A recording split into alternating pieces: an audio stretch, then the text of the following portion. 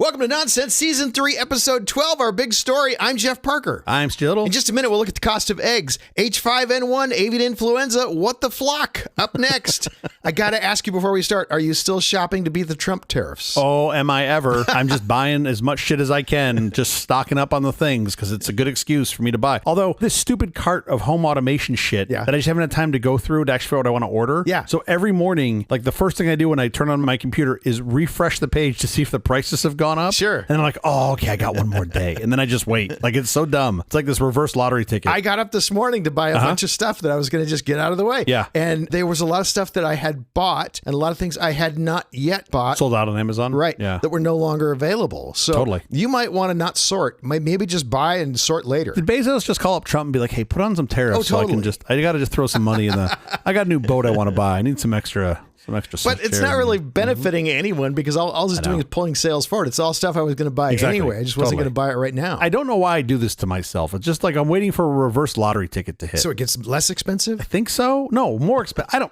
I'm lost in my own analogy. Before you Where's hit Waldo? buy, you want to get more expensive? Where are my pants? What's happening? Why are we doing this? All right, stop. Let's talk about eggs. All right. What, like green eggs? Like, I don't understand. What kind of eggs? Eggs that'll take all your grain, yeah. Oh, like Disney eggs. Eggs by Disney. I've seen those. Okay, shh, stop talking. Shush me.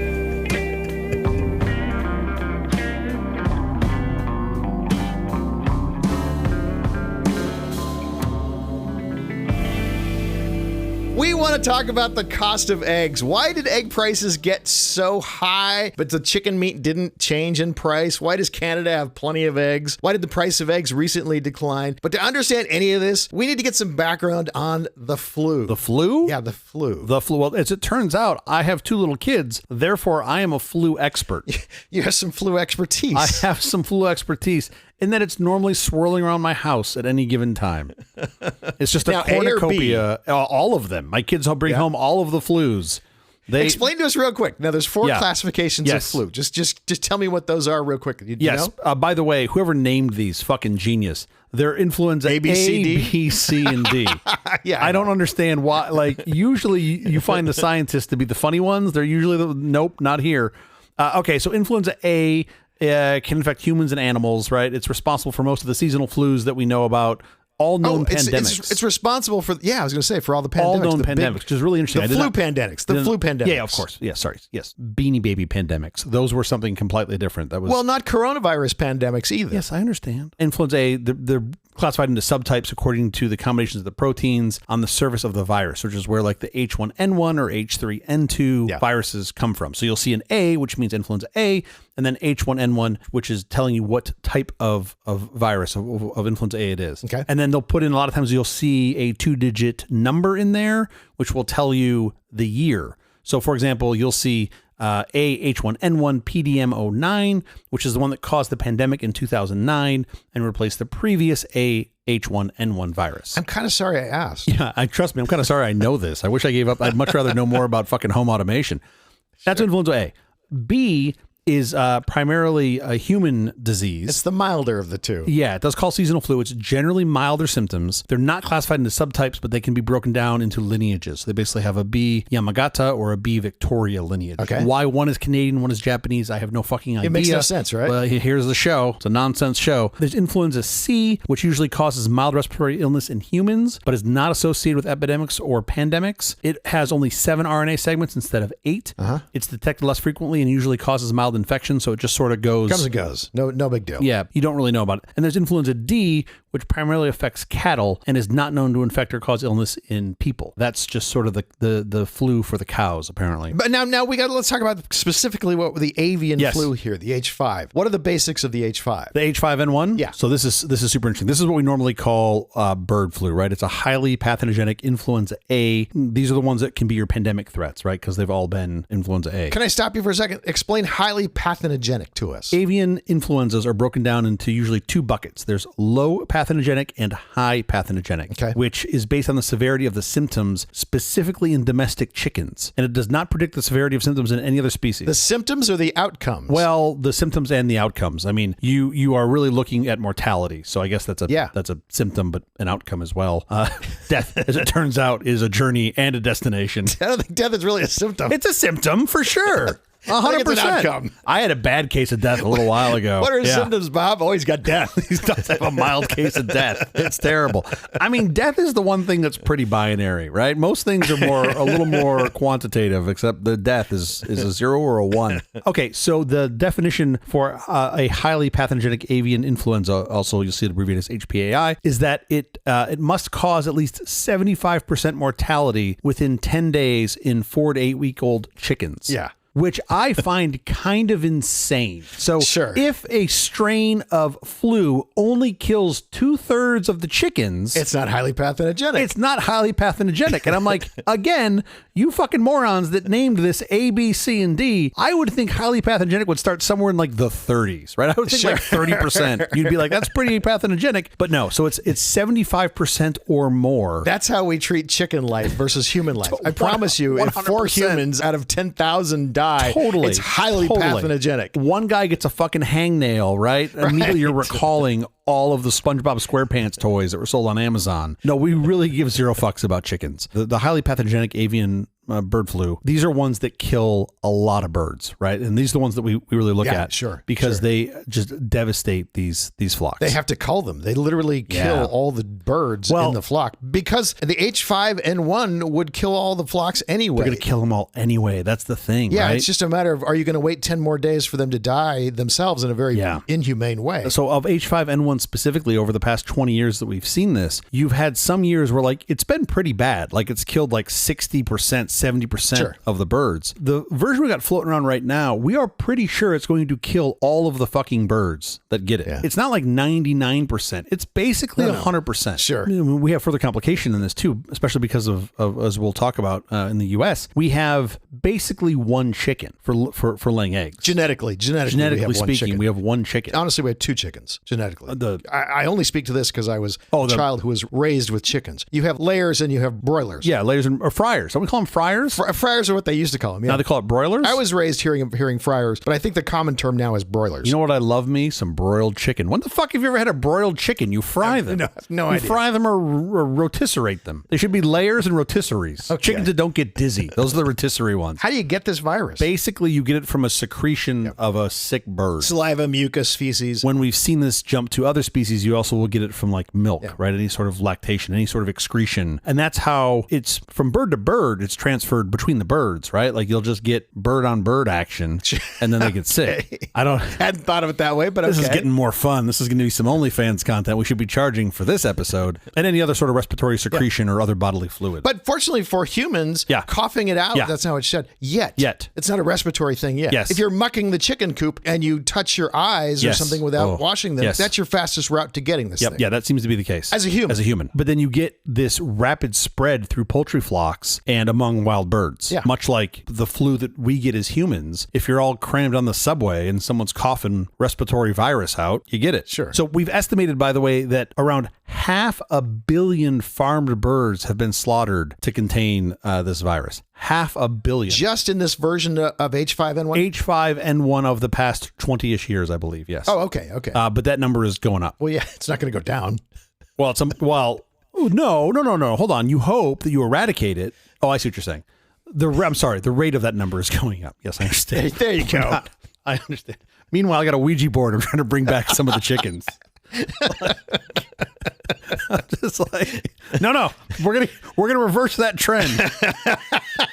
Bunch of fucking zombie chickens walking around that used to have the flu. I can do this. This is so morbid. The only thing you can do is laugh. I'm so sorry we are making light of this, but it is just problem. So sad. Like, I know, but even if you take the avian bird flu out and you just talk about egg production or chicken production, all of it is terrible and sad. It's just awful. And if you see how they're raised, it's not great. California has laws now about how much space they each get, but it's still this tiny amount. It's like, it's just heartbreaking. Yeah, it's not great. Here's what's interesting. I mentioned earlier about the highly pathogenic bird flu, right? The way this manifests itself before they die is they have, much like with like a flu or respiratory disease that we get as humans, they have serious breathing difficulties. They have a significant drop in egg production, and then they just suddenly die. Like it's pretty terrible. Yeah. Because as we were talking earlier, right now the entire flock is going to die, which is why they're just effectively culling and killing. Because it spreads so fast. Because it spreads so fast and it's so severe, this current strain of H5N1, that you're better off just killing the whole flock. It has not always been that way with H5N1, right? So the first time we saw an outbreak was in Scotland in 1959. And then they saw numerous outbreaks sort of in every continent thereafter. The first known transmission of H5N1 to a human was in 1997 in Hong Kong. There was an outbreak to about 18 humans, resulting in 6 deaths. So a third of the people that got it, or a third of the people that we know got it, I should say, died. Yeah. They culled 1.6 million poultry in the area and imposed strict controls on the movement and handling of poultry, which basically terminated the outbreak. Yeah. Right? This was a Chinese sort of iron fist of like, we're going to just stop this dead in its tracks. And they did. But it worked. It worked. Between 1996 and 2018, so, roughly speaking, 22-year period, H5N1 coexisted in bird populations with other subtypes of the virus, right? So you had all these variations of it. But since then, the highly pathogenic subtype has become the dominant strain in bird populations worldwide. So you can look at the graph and see all these different variations, and now you basically have one. It's this highly pathogenic for chickens, causes mild symptoms in ducks and geese, right? So it's spreading through the ducks and the geese, but then when it hits chickens, it just wipes them out. Yeah. And then what's been more concerning, more recently, mammal species, in addition to humans, have been recorded with H5N1 infections, including cattle, seals, goats, and skunks. And don't forget kitties. Oh, and cats. Yeah, cats too. Do not have outdoor cats. There should be no such thing as outdoor cats. First of all, coyotes want to make your cat a snack. Yeah. The cat wants to kill a bunch of birds that it shouldn't be killing. And if it does kill them, there's a good chance the bird is going to turn around and have infected the cat and kill the cat. But let's think about humans for a moment. H5N1 influenza is of either variety, low or high. It's pretty rare for humans to be infected. If you think about the totality of the past 20 years,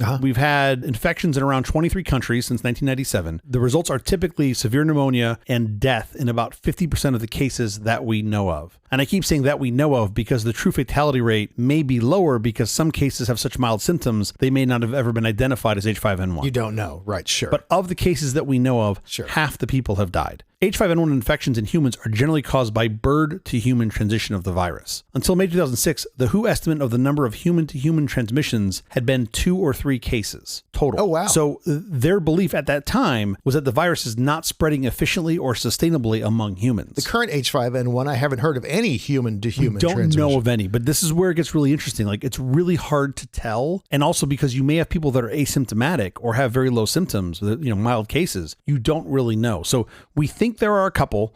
It's extremely hard to know for sure, but we think there were a couple. The point is there have not been a lot. Yeah. That's good. That's the good news. But the bad news is the case fatality rate. So you'll commonly see this called the CFR. The case fatality rate is not great on these. So case fatality rate is the proportion of people who have been diagnosed with a disease and end up dying from it. This is not the same as mortality rate. Mortality rate includes time. Yeah. So your mortality rate would be the number of people that die, let's say, per year or some time period. CFR does not include time period. It's just the number of people that got the disease and died. Sure. And it's not a great metric. It is a metric, but it's not a great metric. From sort of the inception of H5N1 through 2007, the CFR for H5N1 was about 62% in humans from confirmed cases. That's not great. That's 2/3 of the people that we know that got it died. So don't get bird flu, kids. Yeah.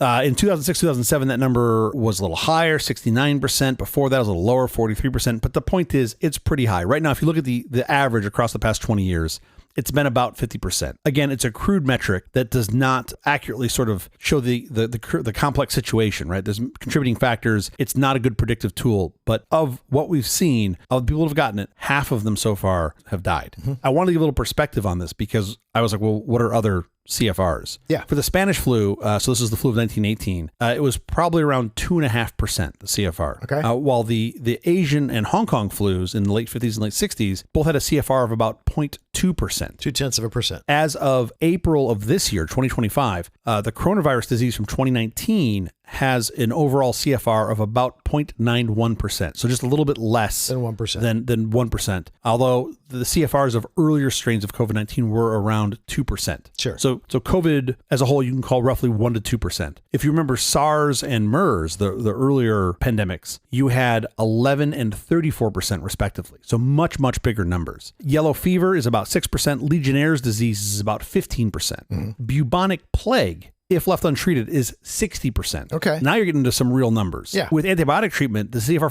for bubonic plague is still about 17%. which is insane to me that Yeah. it's still really bad. And then you get into all the nutso cases, like Ebola has a CFR as high as 90%. Wow. Rabies has a CFR greater than 99% in unvaccinated individuals, right? So those are ones where it's like, it's almost certain death. Yeah. My point is, the reason I'm saying all of this is that H5N1 in humans right now is trending at around 50%. It's high. Really fucking high. Like, Yeah. it's not high. It's really fucking high. It's way up there. So if you're going to go muck the chicken coops, Don't. you can't just wear a respiratory mask. Yes. You got to like wear things that protect Yes. your eye holes. And you got to really be super careful about Yes. stripping off all your clothes and everything. You don't want your eye holes near the egg holes is my point. That's really what you don't want. I mean, what's nuts about this is most, if not all, of the bird to human cases that we know of in the U.S., we believe happened because of a lack of PPE, personal protective equipment. Right, sure. Right? So like masks and like suits. So these things are preventable. We think. Now, I get it. It's hot. You're in a chicken coop. You don't want to be wearing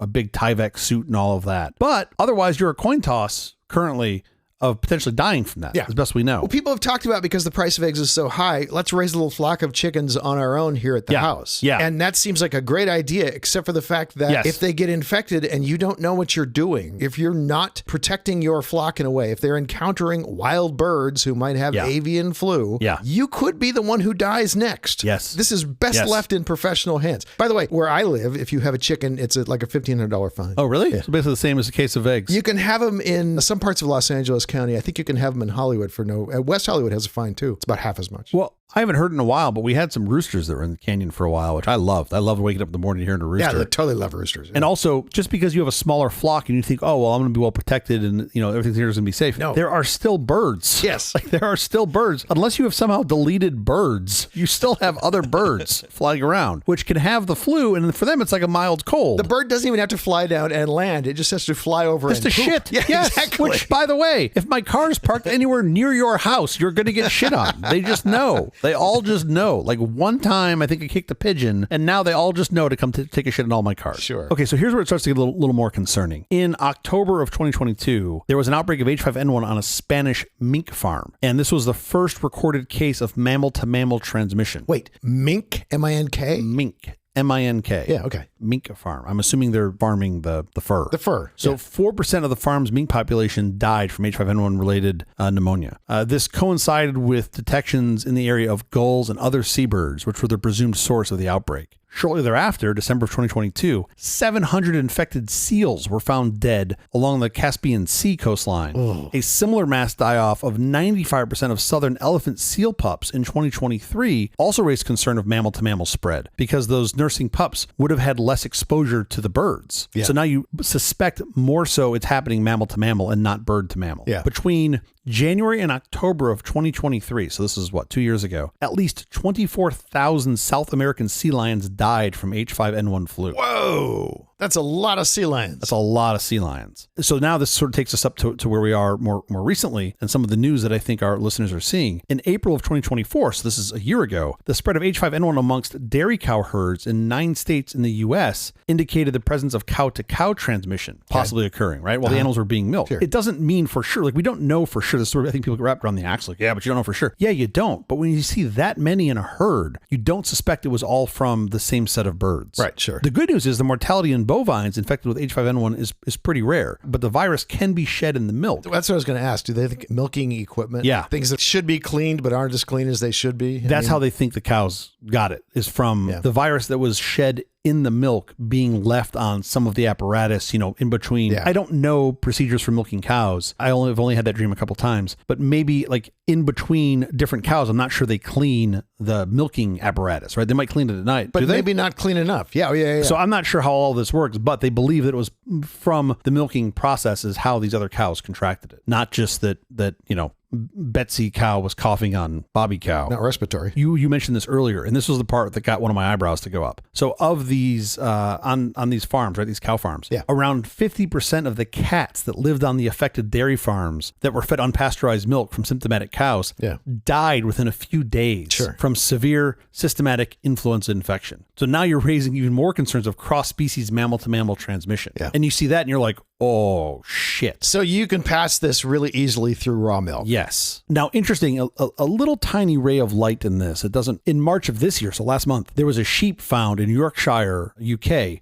that was infected with H5N1. They immediately culled it, and extensive testing suggested that it was the sole non-avian victim locally. Okay. Even its own lambs tested negative. Wow. So that's a good thing. Sure. Like it jumped into a sheep, but then didn't go any farther, but you still have these other cases that are not good. So what do you think? Is this going to be the next pandemic? Well, yeah. So that's the bad news. We think this is the best case of it being the next pandemic. Like we think this. Oh, let's hope not. Come on. So here's the thing. Every year, influenza kills hundreds of thousands of people worldwide. Yeah. And it's killed tens of millions of people during pandemics. Sure, of course. As influenza spreads from host to host, it gradually sort of accumulates these genetic mutations, which is what necessitates an updated flu vaccine every year, right? Because it's mutating. It's constantly mutating. Oh, but let me can I mention something really crazy? If you have two influenza infections within the same body, genetically, it's like shuffling a deck of cards. Exactly. You don't know what you're going to get. That is the part to be concerned about. Because right now, remember I said earlier, H5N1 has only killed about 500 people worldwide over the past 2 decades. Yeah. Like I'm pretty sure JavaScript has killed more people than this strain of H5 has killed, I think, 70 people something in the US. like that. Yeah. Yeah, But it's a small number. It's not massive. But what Jeff just said is the real concerning part. So when you have an animal that's infected with 2 influenza strains at the same time, the virus will swap genes, right? So this shuffling, like Jeff said, like a deck of cards, will create new strains. And if you get, it's all just random, right? So if you get that random permutation that generates an influenza strain like the one that caused the 1918 pandemic, then you've got a real problem. Yeah, sure. Right now, the variations that we've seen haven't been highly contagious between humans. But when you start seeing that in like seals or cows, you're like, oh, not good, right? Parts are being swapped out. But back up. I mean, you're saying among humans, among chickens, that shuffled deck, whatever mutations we got in 2024, we got unlucky. And that thing became highly, highly deadly. You got a lottery ticket of death is what you got. I mean, it has been absolutely decimating these chicken populations. The mutation could go the other way. Yes. It might mutate in a way that it all dies out. That's not what happened in 2024. It got vicious. Yeah. I mean, you could, but once you mutate to the state where you've got dominance, right? The highly pathogenic version that's dominant and it's killing everything. You're like, well, okay, it's just going to kill everything. So ultimately you'll have no more hosts. The problem is you're symptomatic a day before you ever got symptoms. Yeah. That's what we think with birds currently. So now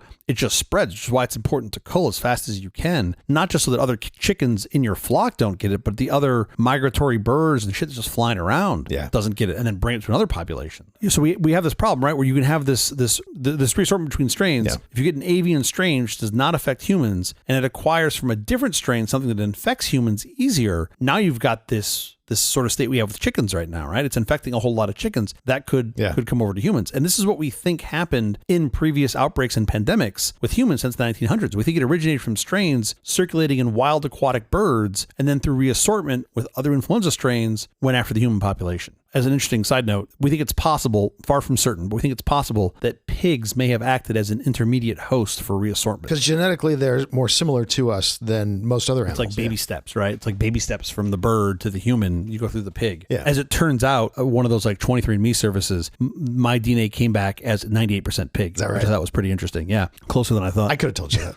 But in the last couple of months, we've seen about 3 patients with severe or critical illnesses and 1 death. So while we do not believe there have been any human-to-human transmission cases of H5N1 currently, the fact that there has already been some severe disease state and death, not great. Mm-hmm. But the real threat is because of the high lethality and virulence of H5N1, with it having already a worldwide presence. It's in fucking Antarctica. We already have birds in Antarctica that have this. That's crazy. The H5N1 virus is regarded as the world's largest pandemic threat. So to answer your question, is this the next pandemic? Your odds-on favorite of being the next pandemic is this. I don't think we know of anything that's more likely to be the next pandemic than H5N1. Science has told us there are some ways you can protect yourself. Yes. If you're a chicken. How does a chicken protect himself? No, it's possible to vaccinate poultry against specific strains of bird flu. But not legal in this country. And you're like, well, why is this? Why the fucking U.S.? Why do you do this? Well, but my understanding is we do this because if you're a vaccinated chicken, you'll show signs of the virus, which defeats our current ability to accurately detect an outbreak. Antigens, is that basically what you're doing? Yeah, I think it's antigens. Yeah, I think when you look at the antigens. Could that change? Certainly, we could change the tech on that, but I believe right now that's the biggest challenge we have. On the other hand, all you have to do is wait 10 days, and if the bird doesn't die, he just has the vaccine. He doesn't have the virus. This is not really as hard as you would think. Put the bird on. Yeah, but you can't keep the fucking bird running around infecting other birds. Okay. But also, sort of on the business-minded side, it's not necessarily cost-effective to vaccinate these birds, right? Like you can vaccinate a cow, but that cow has a lot more sort of durability and financial output than the bird. Cow's going to be around for years, and it costs a whole lot more. Cow's going to be around for a while. Yeah, exactly. Ultimately, vaccination combined with other control measures like infection monitoring, early detection, increased biosecurity, that's probably the best path to protect chicken. Sure. If you're a human, this is fascinating. We have prepared several candidate vaccines that could be used to prevent infection and control the outbreak. Yeah. They're not necessarily updated, and it could take months to ramp up production of the ones that we have. We already have a strategic stockpile of vaccines against the H5N1 subtype, which is sort of the biggest risk. It's not a novel virus, so it's we know how to deal with influenza. Exactly. It's not a direct comparison to COVID-19 because this isn't a novel virus, right? It is a flu strain. You've got these candidate vaccines. You could ramp them up if you had an outbreak. I do think it's interesting to sort of consider what it would be like to vaccinate the most at-risk population. I'm not even sure they'd accept the vaccination with all the crazy vaccination nonsense running around, anti-vax bullshit. But you've got folks that are, interacting with chickens. They're much more likely to get H5N1 than I am. Right. Or cows. Right. My interaction with chicken is involved in me going to Costco and buying a $5 rotisserie bird. Like that's about where my interaction ceases. That's already been cooked. If it hasn't been cooked, you could get it if you touch the chicken and you don't wash your hands. Totally. Wash your hands if you're touching any raw chicken for sure. I mean, yeah, you also hope that you're not getting any H5N1 chicken from a mass producer. You hope they've caught that beforehand. Okay, but it's too late when the recall comes 2 weeks later. Sure, of course. Anytime you're touching raw meat, just wash your hands a lot. But this is an important point, right? You should really not eating any raw products for you or for your animal friends. And I had no idea there was such a massive world of raw food, like raw duck heads. Oh, for dogs. For pets. Yeah, for sure. There's a huge raw foods movement for dogs. It's a horrible idea. Yeah. But yes. You really don't want that. If you want your dog to get sick and die, feed him raw foods. That's a really fast route to get them. I mean, minimize your transmission vectors. Like you said earlier, wash your hands and rub your eyes. All the shit that you can do to just stay healthy generally are going to help you here. And then if you have backyard poultry, implement the most number of bioprotective measures you can. Basically, wear a protective mask. You want to cover your eyes. You want to cover your breathing. That protects you. It doesn't protect your birds. Well, yeah, it doesn't protect your birds at all. I mean, if your birds are exposed to outdoors, which I'm suspect most of them are, they're going to be at risk. All your other pets are at risk too, right? If you've got an outdoor cat or dog, they're all at risk. Now, when you eat more vegetables, eat more vegetables is probably the answer. But when you buy meats and things, you've got to now make sure you take them up to temperature, right? Well, yes. I mean, you should be doing that anyway. The USDA has been really great about updating their view. Their view previously was cook the fuck out of everything, make sure everything's dead. Make sure it's really carcinogenic. Yeah. Here's the thing about that. If you want to kill bacteria, you have two main levers by which to do this: temperature and time. Yeah. So previously what they said was, because I think they assumed, correctly so, that most people don't understand the two separate variables, they just gave you the upper bound temperature, which is about 165 degrees Fahrenheit. Yeah. If you bring anything to 165 degrees Fahrenheit, you have killed everything in it, every pathogen in it instantly. Okay. They're all dead. The problem is you did it to a steak. Your steak is now shoe leather. Sure. It is not the thing that you want to eat. However, you can bring it up to a lower temperature and hold it there for a longer period of time, and you can achieve the same kill rate amongst bacteria, which is really fascinating. I'm pretty close to following, like I'm a big believer in food safety. I don't want to get sick from my own food. So you can, quote, bring it to temperature. You just have to know what temperature to bring it to and how long to hold it there. Okay. So it's possible. Okay, bird flu. We talked about a lot of this, right? What's the impact? Yeah, Well, let's get back to eggs. Let's get towards eggs. That's the only part I care about. How can we go back to the soft scramble that I like? That's all you want to know. I just want a fucking omelet. Why is this so hard? No, I don't want an omelet. I want a soft scramble. Any monkey with a head injury can make an omelet. I want a soft scramble. All right. Now don't overcook it. Now we're not friends, because I've had plenty of overcooked omelets that are just fucking shoe leather as well. No, I want nothing to do with an omelet. I did ask for a soft scrambled eggs on the boat for my wife, and they looked at me and they just pointed to the glop that they had of scrambled eggs. I'm like, no. Chunks of rubber. They're just soft awful. scramble. And he was just like, it's right there. And I was like, all right, I'm going to stop asking you. Literally everywhere I went in Japan that I had soft scrambled eggs, they were perfectly cooked. Oh, dude, the Japanese know their eggs. Tamago. And it's just like miraculous. I don't have to explain anything. Yeah. These are your soft scrambled eggs. And it's like, oh, that's exactly an A+.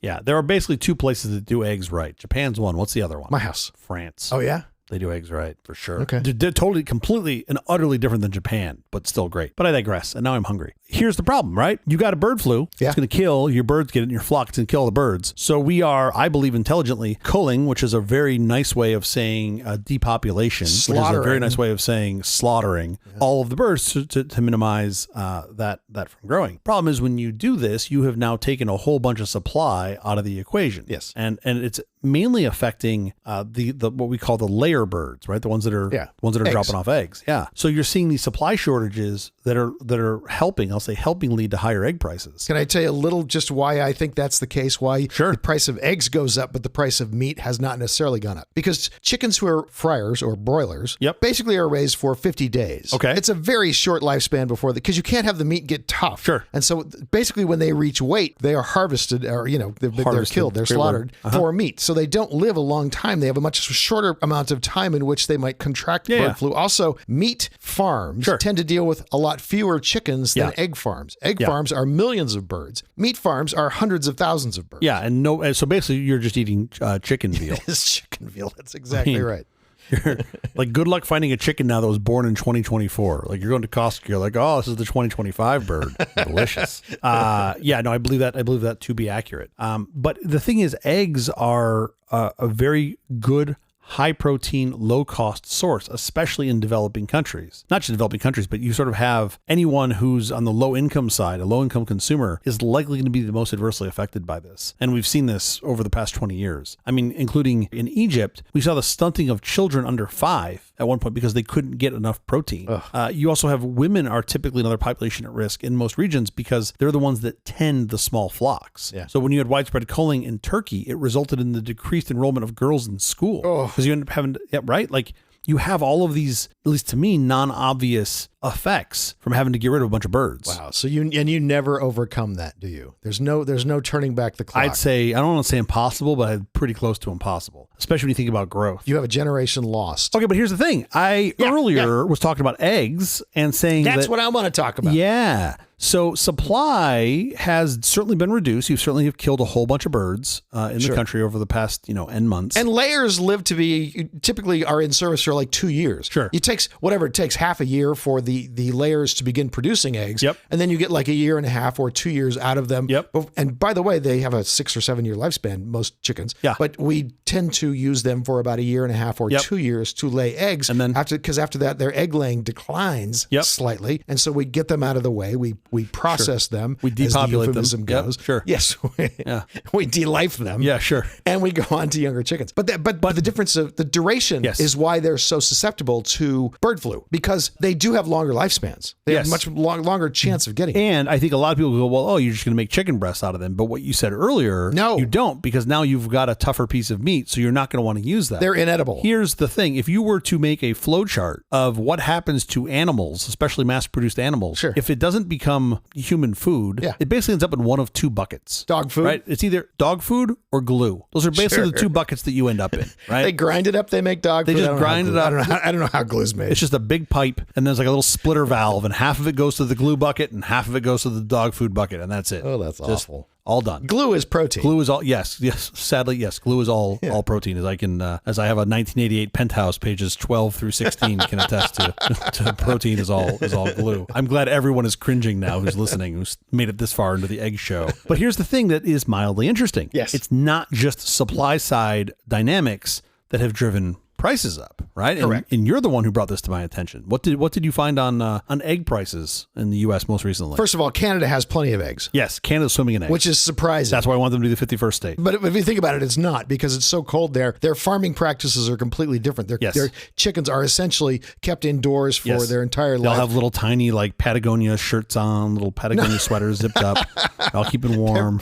They're very cool chickens. Yeah. No, they're well dressed. In between skiing, and that keeps them separated from the wild birds, essentially, and so you don't have that as big of a problem. Yes. We don't have that in the United States. We have warmer weather, so we have more chickens outside. I think the farms in Canada are also smaller too. I would imagine that's true. I don't know that for a fact. They have some incentives to keep the farms smaller, where you don't have to scale up your farm to keep making money. Still push efficiency, but you would think that, generally speaking, that would not be a great idea. You'd want bigger farms, more concentration, more efficiency. The problem is it's biology. Yeah. So when you have these diseases that come in and wipe out a whole bunch of anything that's in the same proximity, efficiency, all of a sudden big farm efficiency bad idea. fails. Right? It's tough in the U.S. If you're a farmer who is farming chickens who lay eggs, you know what you get for a dozen? You know how much money you get for a dozen eggs? Well, I mean, if you're paying at the peak $8 at the store, I'm assuming 4 of that's going to the retailer, half of that's going to the distributor. So they're probably getting about $1, give or take. Your math is so off. Okay. The farmer is getting 26.5 cents per dozen. Oh, he's fucking rolling in it. Even selling eggs at $8 a dozen at retail, he is getting 26.5 cents. Getting 3 cents an egg per dozen. Now, back that up. Sure. The retailer is often subsidizing the cost. It's often a loss leader to get you to come into the store to buy the 1 carton of eggs. Yeah, I'd read this. That they'll allow you to buy, that they'll put it on as a loss leader. The eggs will cost them $8 to $10. They'll sell them for $6 to $8 to try to get you just into come to the store. Is that pre H5N1 supply glut? Like, were they already doing that? Was that a common practice? So. I don't think so, but I don't know. I mean, I have kind of suspected that. And it doesn't surprise me at places like Costco where they typically take a very long view of their membership and they go, well, okay, if there's a supply shortage and a price spike, we're going to eat this to keep our members happy for some period of time. It's like Trader Joe's that have no membership. Same thing. You can buy a carton of eggs. Yeah, exactly. But you're seeing that there too, right? Clearly it's being subsidized because their costs have to be higher than that. I don't know. I mean, I'm assuming that they are, but you also have some, you've got a little bit of price manipulation going on because you also have some really big players. Yeah, the U.S. Justice Department has started investigating egg prices. The investigation just started. It's early on. But Cal-Maine has rising profits, massively rising profits. Their last quarter was like almost like the previous year of revenue. Yeah. Insanity. Their share prices are up 50% over the last 12 months. This has happened before. In 2023, a federal jury in Chicago found Cal-Maine and others in what we'll call Big Egg, restricting supply to raise prices of eggs. They are the De Beers of eggs. Okay, first of all, we need a 3D printing egg machine. That we should put that on our list of things we need to do. But like, here's the thing: like, I'm no business genius, but when your business is selling eggs and you're having record profits during an egg shortage. Meanwhile, the farmers who are laying eggs are still getting 26.5 cents for 12. Even if they were making more money. My point is, the guys in the middle are making a lot more money. Yeah. What changed?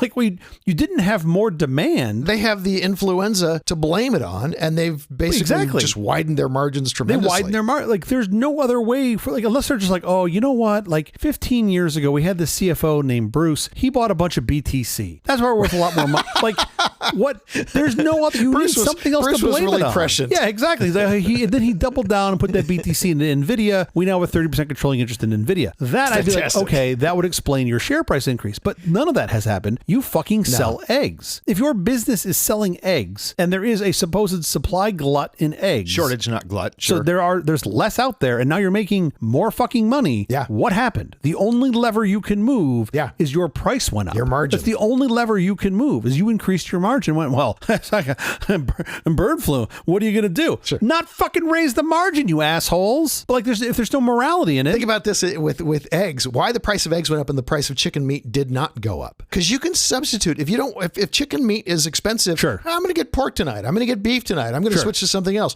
If the price of an egg is expensive, what option do you have? Especially if you're like a baker. Oh, I mean, you're fucked. Mostly you're stuck with whatever the price of eggs is. Point. You don't really have a lot of alternatives. Yeah, so you've got a demand curve that can only go down so much. Prices have dropped with eggs recently. Yeah. Not necessarily on retail shelves, although in many parts of the country, yes, on retail shelves. They will drop, hopefully, on retail shelves shortly if they haven't dropped near you. Sure. Is there less avian bird flu? Is that the reason prices have dropped? Because we have no sign that there's less avian bird flu. Based on my limited research, and I'm certainly no expert, but probably more intelligent than most folks on this, seems like there's more avian flu. There's more going around. Well, there is a cold and flu season, and maybe we're out of the season, and so maybe there's just less now. There's a reservoir of avian bird flu in the wild bird population. Yes. It hasn't gone away. Yes. I don't think there's less avian flu. I don't think we've been able to control it and stamp it out like we did in whatever, 97 in Hong Kong. So I think the answer to that is no. But then, like, even worse, the current recommendation from the guy who's running the HHS is, just let them all get it. That's true. Let all the birds get it. The ones that are susceptible will die, and the ones that remain will be fine. I think that's his logic. He's thinking they'll turn into like super birds or something. Yeah. They'll survive this. They'll have that doesn't happen though, because all the birds die. You literally like losing 100%. The ones who would survive, you wouldn't want to breed. They would be in such horrible shape. They're all the same genetic fucking bird. Okay, so Robert Kennedy Jr. thinks we should let the bird flu just spread. Run 'em up. The line comes from Nietzsche. Yeah, I love that which doesn't kill you makes you stronger. It's completely untrue. Well, I think it's an attitude to be learned from, all right? I think it's a perspective. It just doesn't work in science, especially not when you think about, I don't know, flus, influenzas, and pandemic. You know what? That cancer didn't kill me, but I sure am stronger. Not so much. No, not exactly how it works. But okay, so if you do this no cold policy, if you even try this, now, when I talked about earlier, you're really worried about this reassortment for sure of the virus happening. And now you're exposing more chickens to humans. You're giving the virus more lottery tickets. Yes, that was the quote I saw, was that if you're just buying more lottery tickets for that pandemic strain, like that is the thing you're trying to minimize, which I think is what's so important. And it gets lost in if you take a 2-second look at this on Instagram and go, well, only 500 people have died in the last 20 years. Big fucking deal. Until you get that fucking Willy Wonka golden ticket on one of these. Yeah. And then all of a sudden it just blows up from some migratory bird that lands in Michigan. Some poops on some cow. That cow gets to the other cow. Now the cow handler gets it. And then it just happens to pop and go to his whole family. And now you're fucked. Sure. Now everyone's got it. You need one genetic mutation that allows it to go from humans to humans, for sure. So by minimizing that, you're not necessarily stopping or at least decreasing the odds of it happening. Reducing your odds. It's significantly. All you're doing. That's the part where I'm just like, That's the whole thing with mutations. Sometimes you get lucky and sometimes you don't. And in 2024 with birds, we got very unlucky. But there's a whole nother set of idiots running around being like, well, but my chickens and my cows, they're raised humanely. I feed them only natural foods. They only eat tofu. Those are the people who believe in the raw food for dogs. All the raw things. That's awesome. That's all they do. The right? raw milk. Yeah, they do yoga twice a day. They're the best, happiest, most healthy chickens and cows. Doesn't fucking matter. It's the flu. That's probably actually worse. So you just can't avoid this. Like you have, as you mentioned earlier, you've got a bunch of migratory birds rolling around that don't check in with anyone, and they are infected with avian bird flu. And by the way, they're okay. They have it's like having a mild cold. So they're fine. They're going to be okay. That duck's going to live. Right. It's not like chickens where it's a death sentence. But they're going to poop on the chicken farm, be in the water, and now all those chickens are fucked. I don't think most Americans realize where they're getting eggs. From egg holes. What are you talking about? They're not. No. They're not thinking. They're thinking, well, I don't need 24 eggs. Fuck yeah. Well, yeah, but you had a piece of cake, and you know what's in that cake? Eggs. Yeah. I got 2 little terrorists at home I need to feed. We go through eggs like crazy. Eggs are a big part of the reason that I shop at Costco, because I can buy in the right mass quantities. Sure. I can buy in 4 dozen increments. A pallet of eggs, please. Just roll in and just be like, here's all the eggs. Like, I buy so many fucking eggs, I don't even check them anymore. Like, 2 are broken. Okay. Like, it changes nothing. Like, it changes 0. Like, you just bought a 50 eggs. Like, all right, so you're short 2. All right, it's bananas. All right, we have to get out of here, but quickly before we do, have you seen or read anything good this last week? Oh, yes, absolutely. As I mentioned earlier in the week, when we were in Orlando, I went to the Kennedy Space Center. Yeah. All the cool kids call it KSC. Sure. Which, by the way, I expected to get like an 8-piece bucket, but when I got there, they said that wasn't an option. KSC. KSC, yeah. It sounds a lot like an F, but it's just KSC. So I was a little disappointed. Yes. If you haven't been, and if you are a fan of space travel, I would strongly encourage you to go to the Kennedy Space Center. They have an Apollo exhibit that has, first of all, an excellent video presentation. Makes you really feel like you were there for some of the Apollo missions. They have an entire Saturn V rocket laying on its side that you can walk under. You can actually see just how big these stages are in the little tiny itty bitty capsule huge. that these guys climbed into at the top, which is incredible. They've got a presentation that shows the lunar lander, sort of how it came down. They have an actual lunar lander mock up there. I mean, it is incredible. You see that first, you're like, oh, this is amazing, sort of dawn of the space age. Yeah. And then they actually have one of the shuttles there on display, the Atlantis. And that was incredible. Like, there was a moment,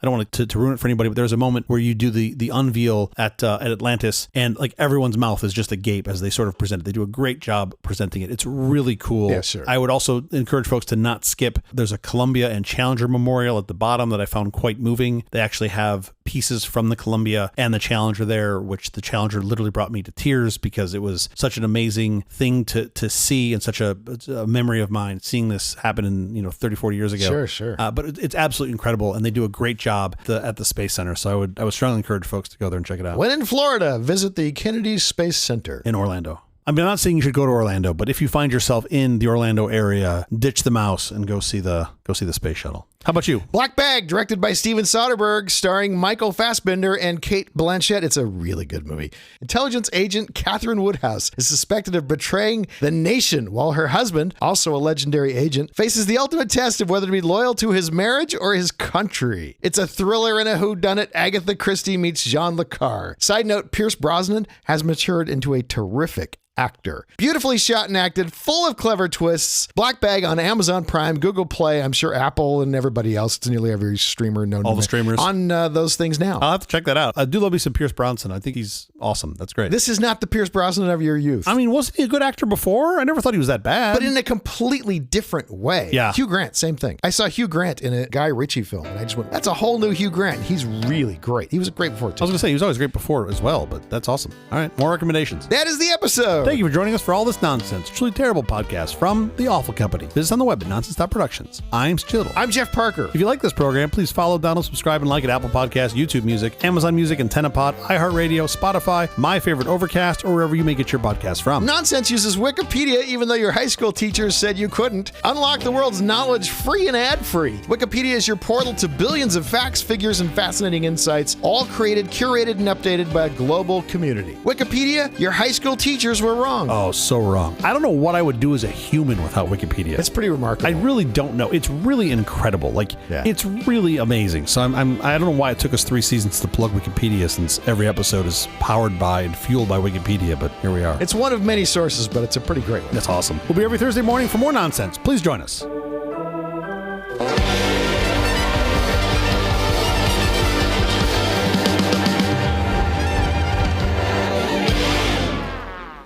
I'm gonna go make an omelet. If I had a chicken that made a purple and a green egg, if I had like purpley and greeny that popped out purple and green eggs, that'd be great. For Easter? I want an Easter egg hen. I want a hen that lays Easter eggs. Because you're lazy? Okay, so birds have the...